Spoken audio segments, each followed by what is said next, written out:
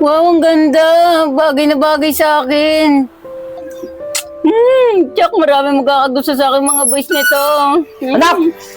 Anong ibig sabihin yan? Father! Bakit naka-lipstick ka?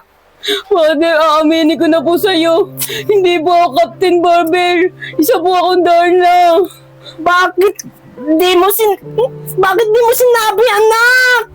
Parehas tayo, anak. Bakla din ako, anak. Bakit di mo agad sinabi? Siya rin akong Darna, anak. Kaya pala nararamdaman ko yung powers mo. Basta, anak, mimikapan mo rin ako, ha? Talaga, Father? Barbie ka pala. Kala ko kasi Captain Barbell ka. Kaya ako natatakot. Ano ka ba naman, anak? Kaya nga tayo iniwan ni Modra mo. Kasi, nalaman niya na Barbie ako. Kaya yun, tuloy, sumama sa mga boys, sa mga barbell. Talaga po, Father. Simula ngayon po tatawagin ko na po kayong Modra. Huwag po kayo mag-alala, may make-upan ko po kayo ng pinakamagandang Modra. Talaga, anak? Sige na, make-upan mo na ako para gumanda naman yung beauty ko. Sige po, Modra, umupo na po kayo dyan. May make-upan ko po kayo. Sige, anak.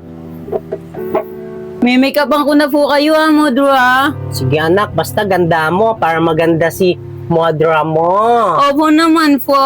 O, sige na, anak.